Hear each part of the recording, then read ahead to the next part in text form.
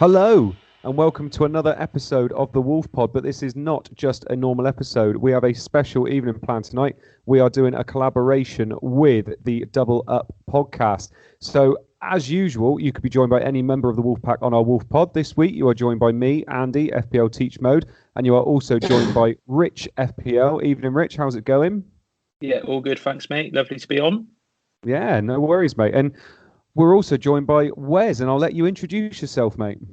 Yeah, great, mate. Thanks for obviously collaborating with myself, and it would usually be John here for those double up listeners out there. John's not available tonight, so yeah, a collaboration with you guys on the Wolf Pod. I'm looking forward to getting into it.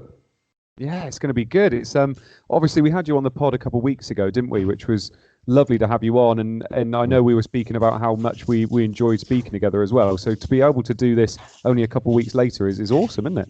Yeah, exactly, mate. Like you said, we had a really good time. How long ago was it now? 4 weeks ago? Yeah, like no, it's only about 2 weeks ago, I think now. Was it? Yeah, I think because we had that big, we had the international break. It seems like a bit longer, but yeah, that was really fun.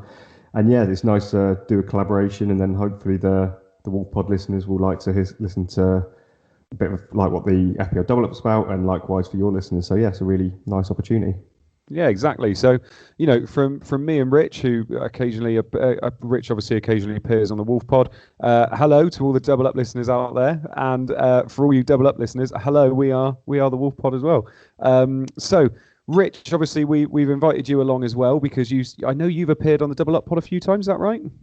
Yeah, I was going to say I'm kind of guesting or stepping in for people left, right, and centre. The last time I was on the Wolfpod was because somebody else couldn't make it, and then I assume today that somebody else was going to come on, but you're always the bridesmaid, mate. Yeah, that's cool. I'm just happy to be on. Happy to be chatting about FPL. I'm only joking. Oh, what, you were first choice this time round, mate? Of course I was. All right. I tell you what, I'll just talk to Wes all night. Is that all right?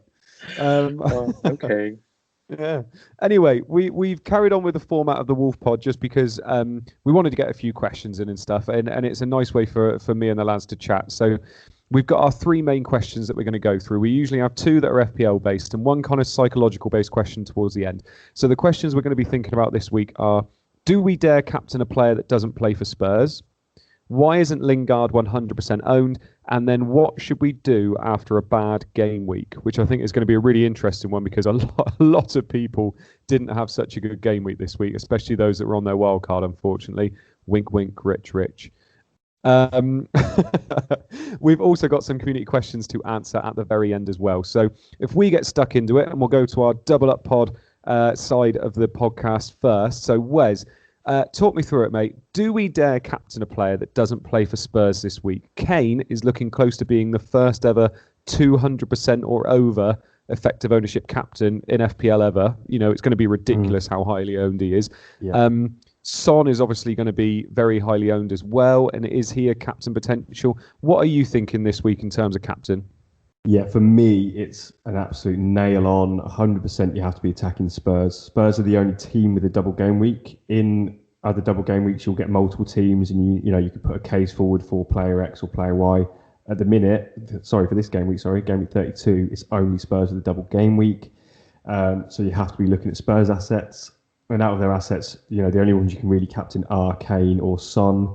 Son more so maybe, in the first sort of half of the season or, whenever his real purple patch was. I know he scored against United, but for me, Kane has had that sort of season-long form, if you like.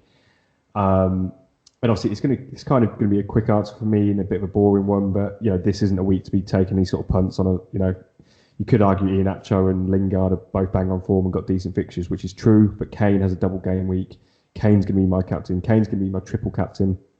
And for me, anyone captaining anyone but Kane or Son, I'd completely disagree with. Whereas last week, and that isn't me just saying, go for those sort of Kane/Bruno type players. Last week, I was very open to people going. I went Jota, for example, didn't work out.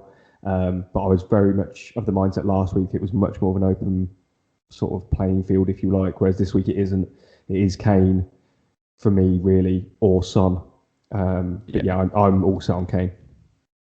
Yeah, I do completely agree with you. I think, like you just alluded to there, in terms of he's been season-long form, he's player of the season this year in so many people's eyes. And you think he's got double game week against Southampton, who are just they seem to be the first team that are on the beach at the moment, and Everton, who are more than happy to not show up in weeks as well. Yeah. I mean, Rich, we were talking about a little bit there about Son that's creeping into people's minds as well. Do you agree with the idea that if you're struggling this year and you're trying to pick up points against somebody else, or you're trying to actively kind of really climb up those overall ranks now, that you should be captaining Son instead of Kane this week? Because I'm not sure I agree with it. No, I mean it's pretty straightforward for me. You just captain the player you think is going to get the most points. If you think Son's going to get the most points, then captain him. But I wouldn't be going against that and saying I'm going to captain Son even though I think somebody else is going to get more points because I want a differential captain. You know, I mean, I am behind people in mini leagues, and I don't feel like me captaining Son is going to gain me an advantage. I mean, if he does get extra points, great. But I feel like Kane's going to be the one to get the most points. So this week, I don't think is a week to take that chance. You've got so many other players with individually good fixtures that if you've got a differential, like, I mean, I've just wildcarded, so I've got a completely different team to a lot of people in mini leagues to me. That's differential enough. So I'm going to captain the player that's getting the most points. I think that's Harry Kane. Yeah, no, fair enough. And I think it can be that easy this week. But Wes, if we're going to play devil's advocate, you know, Mourinho, oh my goodness, what is he doing with his team at the moment? You know, drawing 2-2 against Newcastle, losing to Man United 3-1 at home, and just looking abject with performances at times. If you are somebody out there that thinks, actually, I don't trust this Spurs team, I don't trust Kane or Son to do that well in the next, you know, over the next 2 fixtures and that 1 game week, who would you be sticking the armband on? If you were one of those people, I'm not saying you are, but if you are. Yeah, exactly. So I would be, like I say, it is completely devil's advocate because I would be fully on Kane or Son at a push. Just get that in there again. Yeah. But it's good to have a play around it. It's just, even talking about the section, he's going to sort of highlight some good players to people who, you know, might not be in their teams or whatever. So the obvious ones that stand out would be someone like Iheanacho at home to West Brom, would be someone like Lingard away at Newcastle, I believe.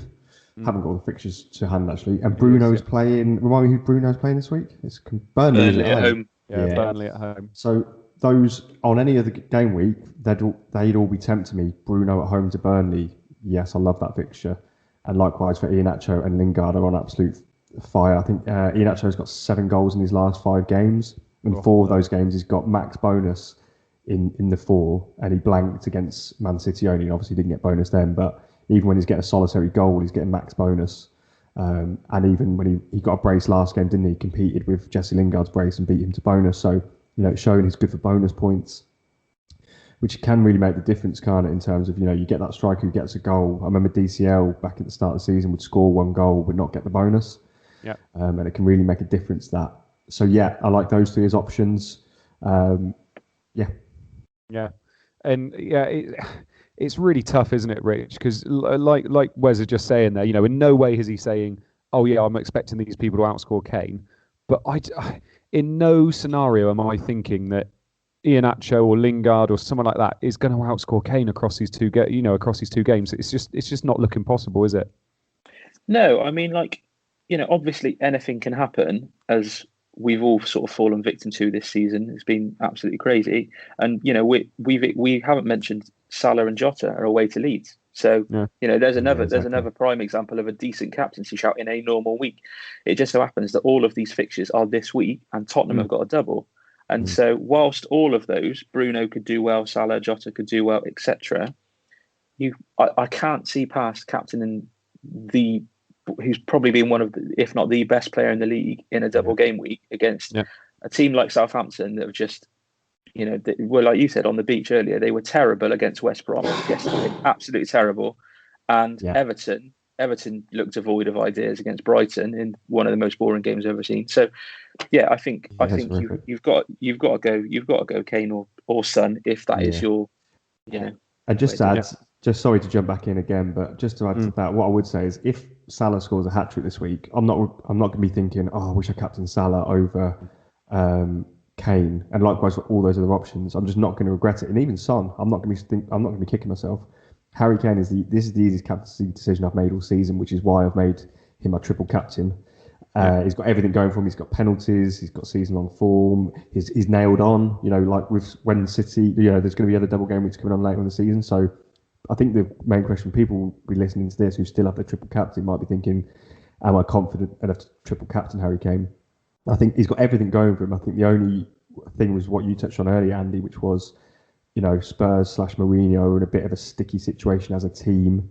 So, ideally they'd be absolutely, blowing teams away like they were back in November or whenever it was.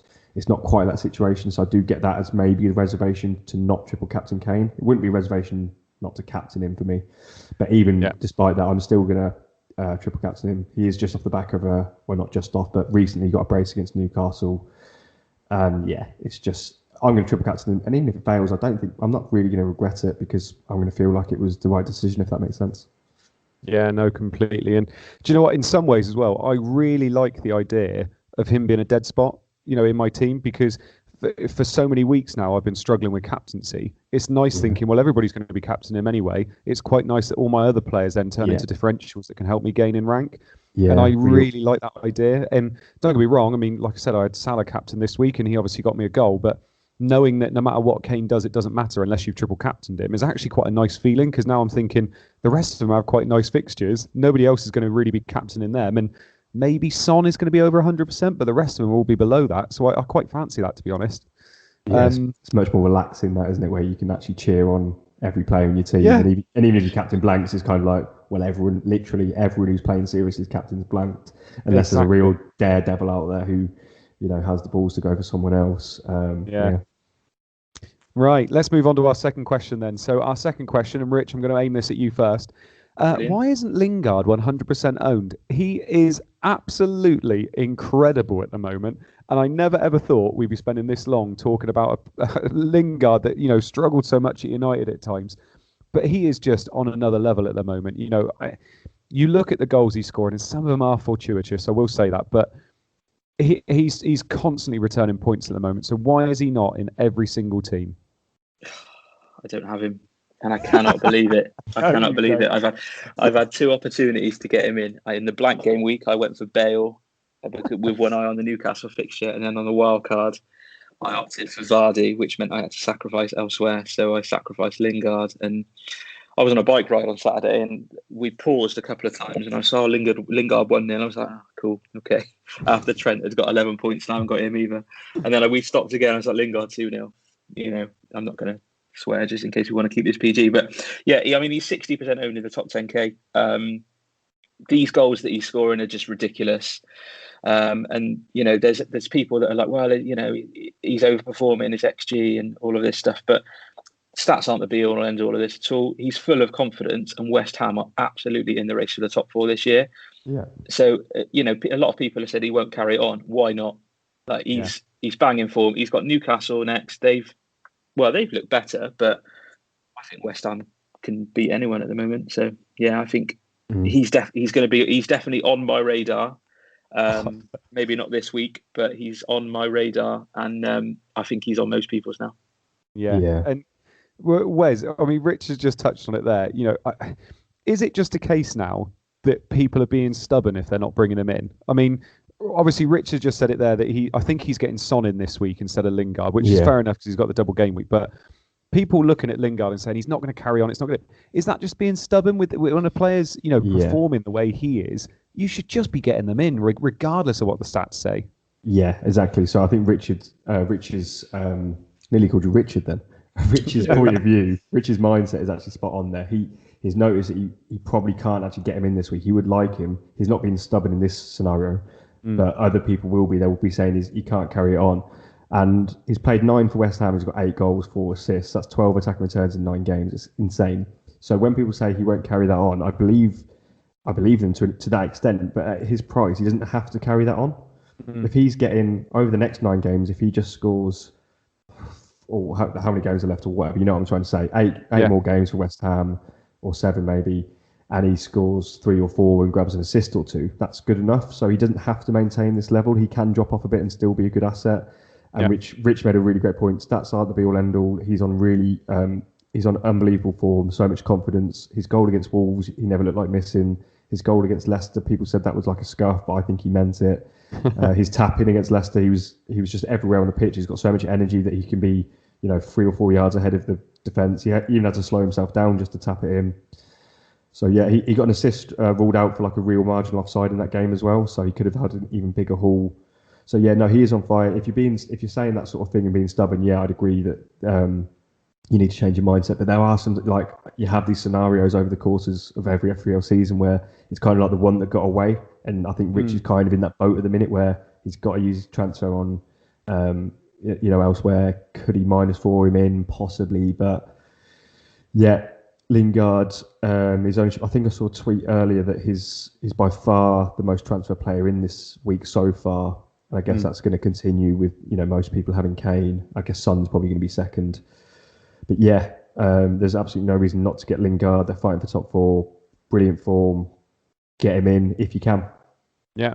And Rich, I mean, the only thing I can think of why people, apart from the underlying stats, which people keep talking about as well, is the fact that, they are in a little bit of an injury crisis, aren't they? Cresswell's potentially out now. Antonio's out. Declan Rice is obviously such a big part of their play as well. Do you think that's going to have an impact on him, or do you think actually he's taking the impetus on himself to go forward and win these games for West Ham at the moment? Might even be better for him. I mean, in terms of my transfers this week, I'm going to roll. I've already got Son. I can't get to Lingard without taking a -4, so I'm not going to -4 it. I want to see if this wild card is actually good or not. So in terms of Lingard himself, Antonio just means it looked like he was playing further forward. Like Jarrod Bowen was up top as well, and they both looked pretty damn good together. Yeah, those linked up nicely. Yeah, so what's to say that they just say, right, well, yeah, Antonio's out, but we'll just keep rolling with you two because you did well against. And Leicester aren't a bad side at all.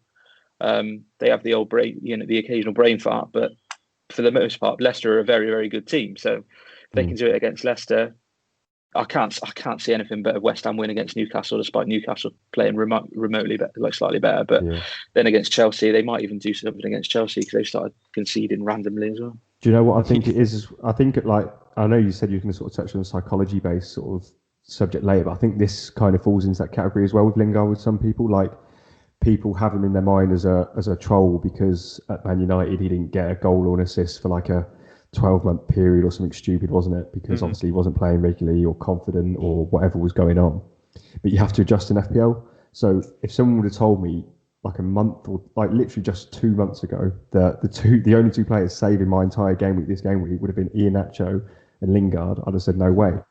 Even a couple of game weeks, I was still unsure. Even early on in this week, I was still a bit unsure on Iheanacho. I feel I've brought him in, but I feel like you have to change your mindset as it goes on. So 3 players that fall into that category for me, who I'd have steered well clear of early on in the season, would have been Lingard. When when Lingard first joined West Ham, you've got to give him time. You don't know what you're going to get from him. So at that point, he was not an FPL asset. Same for Iheanacho because he wasn't getting in the team, and same for someone like Lacazette. And I've only changed my opinion on him very recently as well. He's always been a kind of, and maybe it's my own bias. It's something that I have to change. Maybe I had a bias against him where I feel like he always lets you down.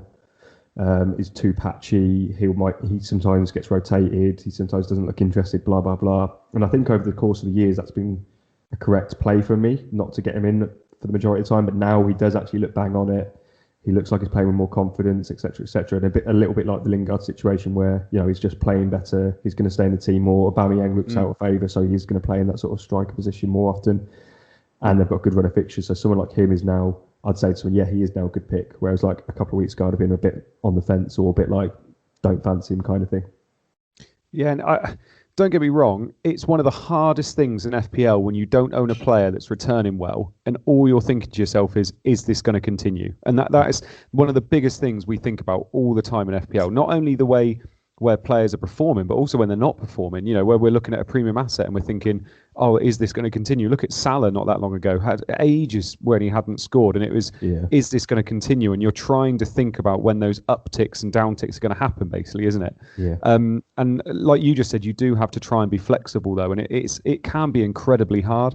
Look, someone like Rich, who I keep talking about you, Rich, as if you're not here, but you're saying that you won't be able to get Lingard in this week.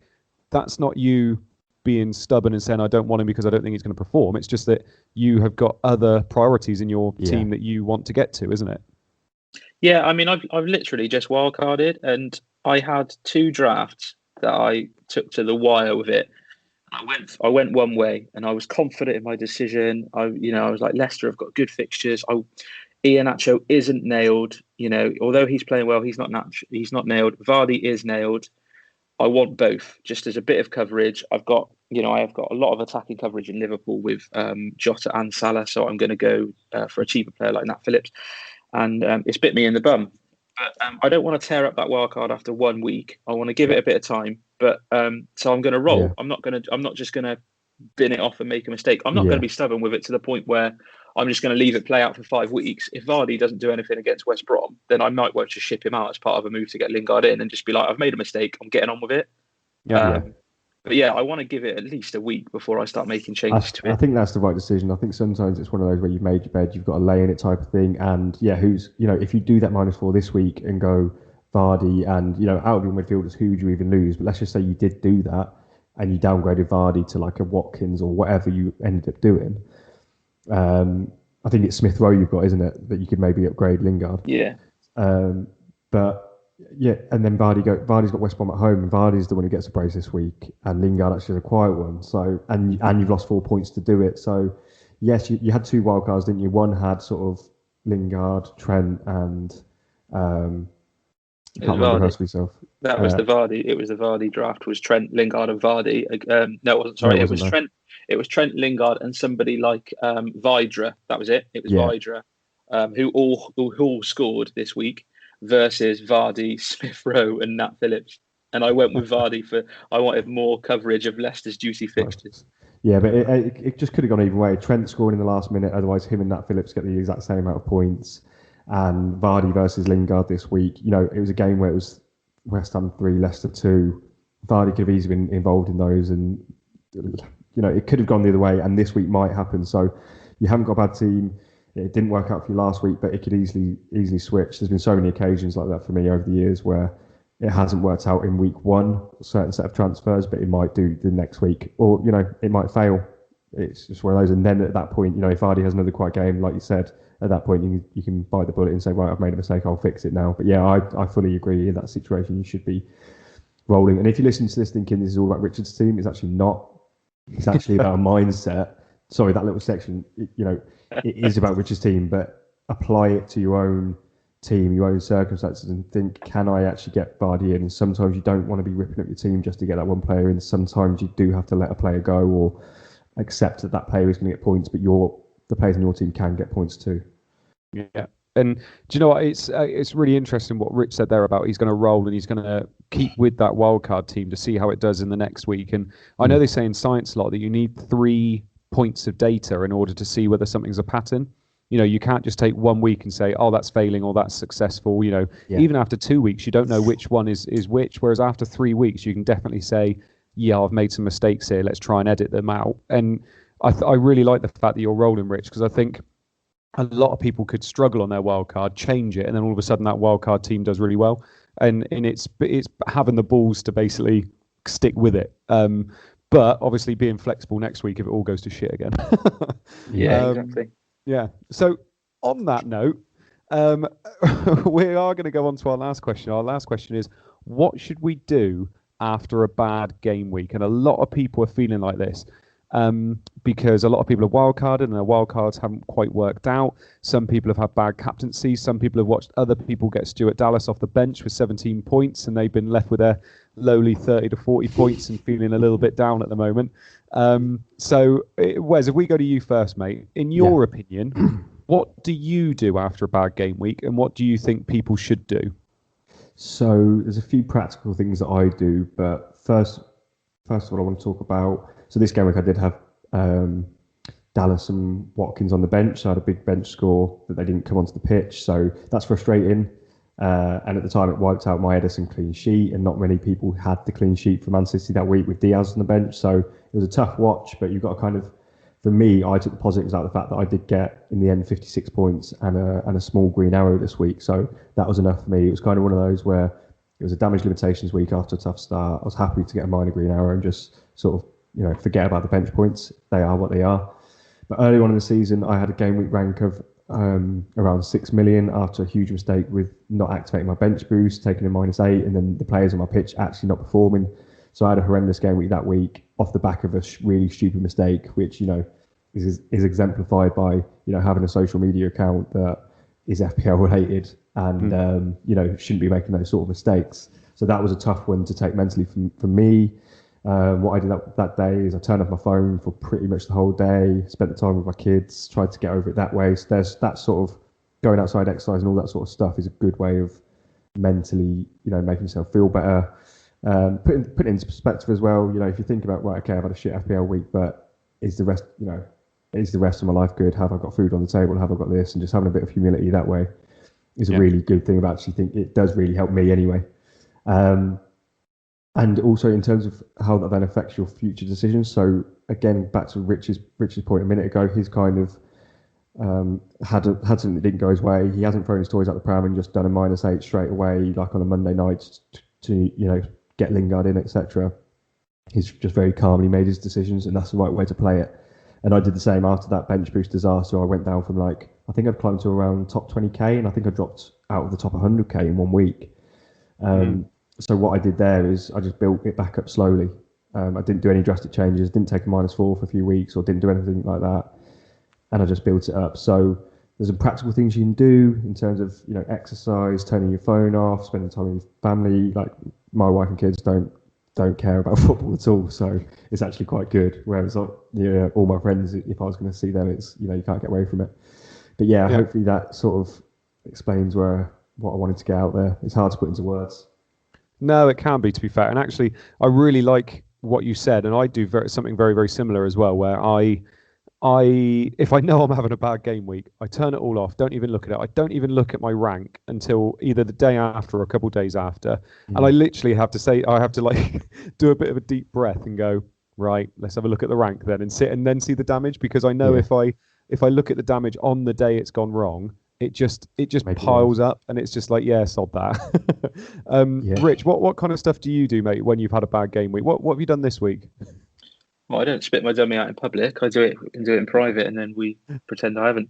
So I mean, this week I feel greedy. Really, I won 50. I got 56. I got a green arrow. I know people like Flapjack got 30. And he's chirpier. He's chirpier than I am. I mean, similar to Wes, really. I just turned it off last night. I was just I know it's not going well. The West Brom game was the early kickoff, and the guy, I don't know if he's going to listen to this, but the guy above me on my mini league's got Sam Johnston as goalkeeper. And Mo, you text me, you said Saints penalty, and I wasn't even watching it. I just replied, he saves it, because I just knew, save it. And then I think you said something along the lines of, "Oh, are you watching it?" I was like, "No, I just knew that was going to happen, because that is how this week is going." And so then I just switched everything off. Wes has made some great shots there. Just turn it off. Twitter can be a pretty dark place when you're not having a good week and everyone else is. So the last thing you want to be doing is scrolling on the feed. Don't be going on to FPL Game Week. Don't be going on to live FPL, like you said. Just turn everything off. Go and do something else. I went out on a bike ride, and at that point it wasn't too bad. But the bike ride, it still kept me occupied while I was cycling. But you drove to Scotland and back, didn't you, mate? Oh yeah. Every time we stop, I get my phone out, and I'm gonna learn from it. I'm gonna turn it off. I've got rid of the FPL Game Week tab on my phone now. I don't need to see it. There's no point. They've got no benefit. Get into a book, get into a box set, play some Xbox. Just anything that can take you away from it. Do something like non-football related can help as well. If you don't want to go outside and exercise, then watch something different, or do something inside that's just not football. But another thing that's interesting from this sort of point of view is then how to sort of turn it into a positive. And actually have a positive mindset. Thanks. That's good. But me and Rich were talking earlier, and again, sorry, this was on WhatsApp, but I was struggling to articulate what I meant. But it's kind of if I have a bad game week, it definitely bothers me, and it should do. If you're at home thinking why does a bad FPL game week bother you? Good, it should do. If you're a winner and we play this game to try and beat our mates, we're not just doing it to finish bottom of our mini leagues and be all hunky dory. So I'm not positive for the fake positivity for the sake of it. It's more about using that positive mindset to drive your FPL team forward and drive your performance. And I think that really helps, and just sort of taking a step back. And one game week in isolation can look really bad, but like I had that horror game week earlier on in the season that I keep talking about, but it absolutely came my rank. It was awful, but I didn't panic at that point because I was confident in being able to get back up to a decent rank, which has happened so far. Hopefully I can maintain it to the end of the season. But the point there is just keeping that positive mindset, taking the positives from what you can and driving forward with it, rather than sort of dwelling on it and using a bad game week to then therefore make more bad decisions. People try and fix a bad game week by, my team shit, I need to take out X, Y, and Z. When sometimes you don't need to do that. The best thing you do is actually do nothing. Yeah. Roll the transfer or whatever it might be.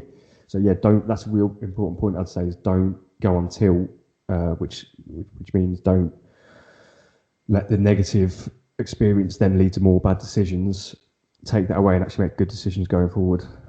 Yeah, no, I like it. And I think I read somewhere a couple of years ago about if you're having a bad week, keep things as simple as possible moving forward.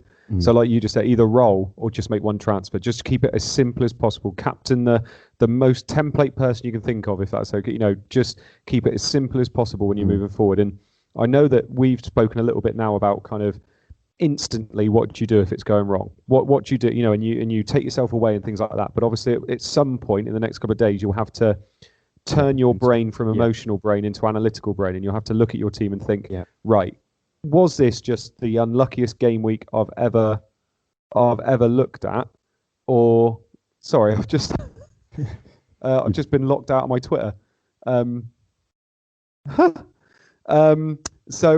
Is it that you've sorry, that's thrown me off massively. Is it that you've been unlucky? You're kind of saying, have you been really unlucky, or is it just one of those where your team's in good shape essentially?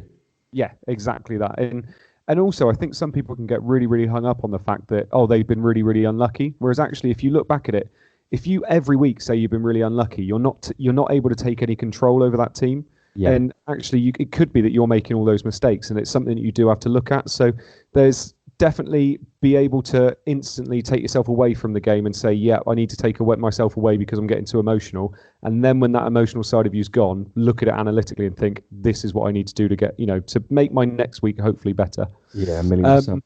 Yeah, right. So we are going to move on to our community questions now. Just as well I took photos of them. And the first one we've got is from FPL SWAT. So, Rich, I'm going to ask you this one, and then I will ask Wes it as well. Which one statistic do you prioritise more than any other when picking your FPL captain each week? Previous FPL points, XG, opposition defensive statistics, effective ownership, or shot frequency? Good question. Yeah, it is a cracking question. SWAT's a cracking lad as well. I mean, in all honesty, it is a combination of things like form, opposition stats, and effective ownership. But if you held a gun to my head and said one thing, I'd go with form, just because form and scoring goals, creating assists, it brings confidence, and you can't measure confidence in stats. There's no X confidence or anything like that. And so for me, I'd have to say form, because form breeds confidence. And then, when a player is confident, he's going to take that shot. He's going to make that extra pass because he knows he can do it. So I'd go with form. Nice. Yeah, Wes? nice. Yeah. So I just want to rule one out quickly because I want to talk about it. So he said effective ownership in his fourth bullet point there. I never take that into consideration, genuinely. So this week I captained Jota, for example, and I didn't do that because he was a differential captain to the likes of Salah. I did it because I thought he was going to score the most points. Whereas in the previous week, I think I did have the most captain player. But again, I didn't do it because of that reason. Mm-hmm. So what I'm trying to say is I don't go and look for differential captain or look for template captain. I disregard all that stuff completely. So what one thing do I look at? I guess it is tough to be one thing because, Rich, for you said about you'd prioritise form, but does that mean you'd go, say, Bruno Fernandes away at City if he was on a really good run? Or would you go Kane then, who's at home to a West Brom when Kane might not? So this is hypothetical. I'm not talking about real life right now. I'm talking about if Bruno was on really good form, but he had City away, whereas Kane had patchy form, but he had a Burnley at home or Palace at home. would you not go for Kane in that scenario? Yeah, I mean, that's a good point. And I mean, I'm glad you said hypothetical, because I was going to come at you with, but Bruno scored a penalty, or he got a goal, didn't he? But yeah, I mean, this is why I said, it's a combination of form, opposition stats, and I mean, I do annoyingly, I do consider effective ownership, and if I'm a coward or whatever, so be it. But it forms part of my decision-making process. This is the first year where I've properly given FPL Twitter and FPL a go for OR, and so I am learning every day. I've played it for years and years and years, but this is a brand new world to me this year. So all of these things are new to me, but yeah, I can see your point completely, and yeah, I probably would go with Kane in your example, but that's why I think it is probably a combo. It's tough, yeah. That's exactly the right answer, because it is a combination. So he's asked us to prioritise one, but it's actually impossible, because like I just said, in that example, you've got two conflicting ones where you have to take both into consideration. And at that point, you might go for the one with a bit more patchier form. So, yeah, I think you have to take into account the sort of form and the opposition defensive statistics. Those would be the two main points from the ones he said. And back to your point about you take effective ownership on board, that's completely fair enough and a completely valid way to play. There's loads of valid ways of how to play FPL. It's just not something I do. But I know, there's loads of managers out there who probably have a better rank history than me, who probably do take that effective ownership, more seriously than I do. Lovely stuff. Right. I like this. I just asked you a question and you two chat about it. FPL Gingerbread is asking, and this one's for you, Wes.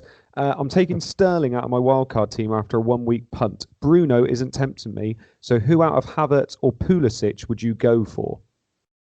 I wouldn't go for either of those. Or any other suggestions with a premium budget. So yeah, obviously can't see his team. So Son's the one you really should be targeting this week for obviously that double game week. And obviously Lingard's in blistering form. I still like Jota and Salah. Obviously those two aren't mentioned there. I'm kind of just listing all the basically my midfield or the sort of template wildcard midfield, but that's the players who I believe in there. So yeah, I wouldn't be. But to narrow into his question a bit more, I wouldn't be going for Havertz or Pulisic. I just don't trust that Chelsea rotation. I don't actually know enough about that Chelsea rotation, but I do know that they do rotate a lot. So I wouldn't feel confident going. And Pulisic has injury history. Havertz has confidence issues this season.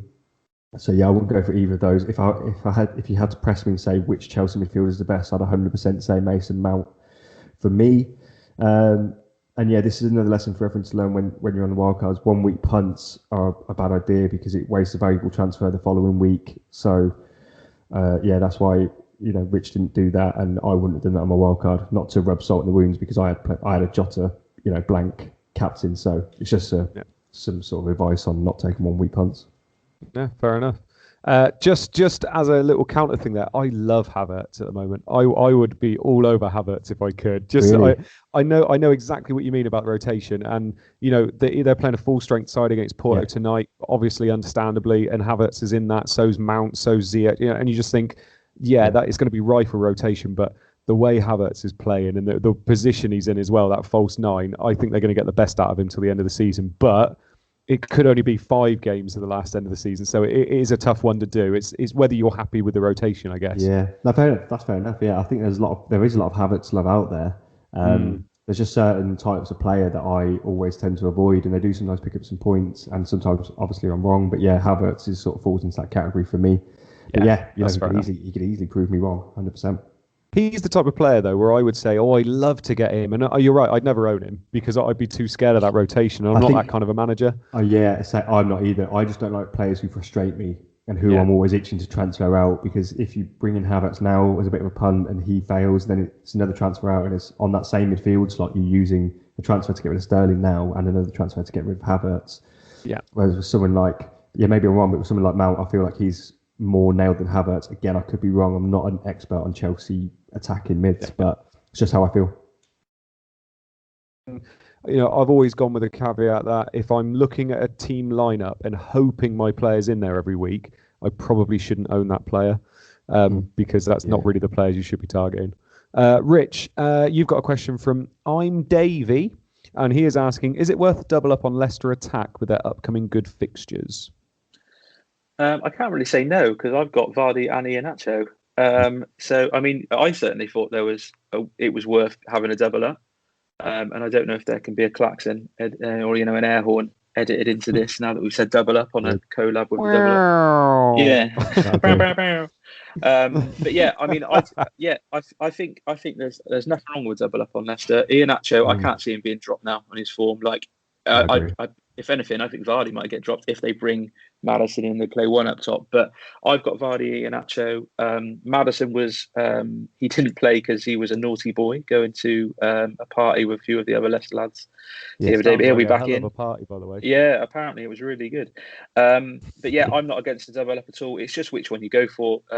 I really like Maddison, but I think I'm gonna have to give Vardy at least another week because he's never been a stat padder, and yet he scored goals. Like no, you don't go for Vardy for his XG or anything. You go because he's cold with it. He just scores all the time. And if you are going to do a Leicester double up in attack, the 2 to own would be Vardy and Iheanacho at the minute because of Maddison's back from this injury and this disciplinary issue. I think Maddison does come back into the team. I guess now probably for Perez, and Iheanacho and Vardy will almost certainly keep their places, I guess. Hopefully I'm right there because I've got Iheanacho, so I don't want him to drop out. So yeah, if you're going to go for that double up, I think it has to be Vardy and Iheanacho at the minute. I think it's probably a week too early to gamble on Maddison. Yeah, I'd probably give him one more week, see if he looks like he's back on it, and if you wanted that kind of differential, then maybe that could be the double up sort of a Maddison and an Iheanacho. It's certainly a lot cheaper than Vardy, isn't it? So yeah. See, Rich, I'm going to say something that I'm sorry. I'm really worried about Vardy. I think there's something going on with Vardy there. I think Iheanacho is doing well to the detriment of Vardy. I feel like Vardy's role has changed massively recently, and I'm just watching it. I just feel like Iheanacho is the star man there at the moment. He's the one who's getting all the goals, and he's that poacher next to him. And I'm don't get me wrong, Vardy's probably going to score 2 goals now this week, and Iheanacho will get a blank. So. But I'm just looking at it, and he's not, even though his stats still aren't there, and he's never been a stats guy anyway. I feel like the stats aren't there, and the eye test isn't there at the moment either.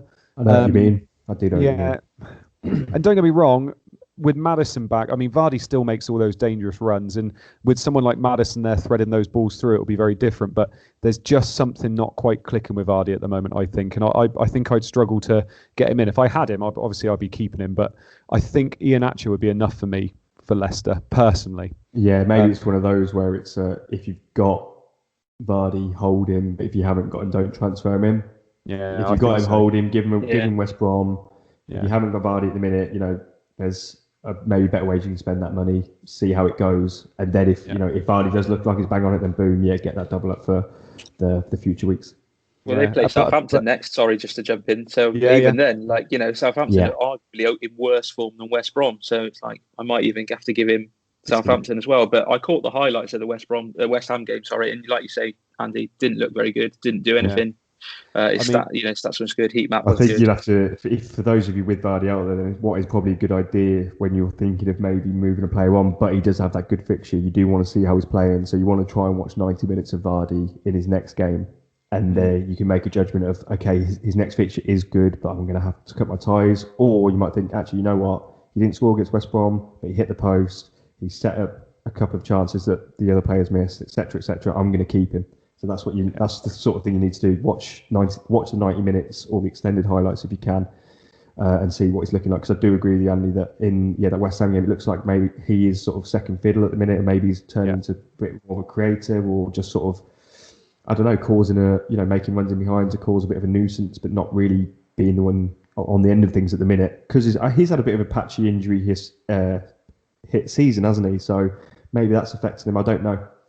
Yeah, and this is one of those moments, like I said, where I've said this, and now next week he'll bang to him because all of a sudden Iheanacho's the main threat, and Vardy will be the one that gets the space. I don't know. It can all change quite quickly, but it's just what I'm seeing at the moment. Yeah, but also that doesn't mean that people can dig up this conversation and say that you're wrong because we're basing it on the current thing. There's been plenty of times this season where I've ruled out someone like a Aubameyang or someone, and they've gone and done well, but I still stand by the point that I was making at the time. So yeah, I don't think there's anything wrong in what we're saying. And like you say, of course, any player can go ahead and score well in a certain game week, but Yeah.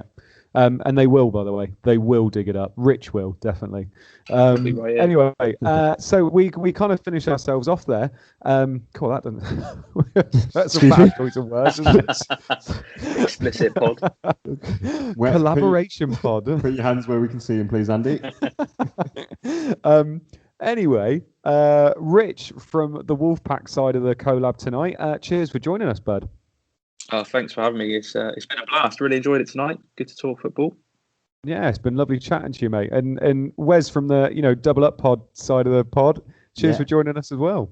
Yeah, cheers, guys, and to everyone listening. Subscribe to both the Wolfpod and Double Up if you haven't already. And obviously, future game weeks will be back to our separate ways. But it's been a really great first time I've ever done a collaboration. I don't know about you boys, but yeah, it's been really good. No, really, really enjoyed it, mate. I thought it was a cracking idea, and you never know, we could be doing it in the future as well. Absolutely. Yeah. So from the Wolf Pod and from the Double Up Pod as well, we wish you good luck this game week. We hope all your arrows are green, and a big oi oi from us. Oi oi.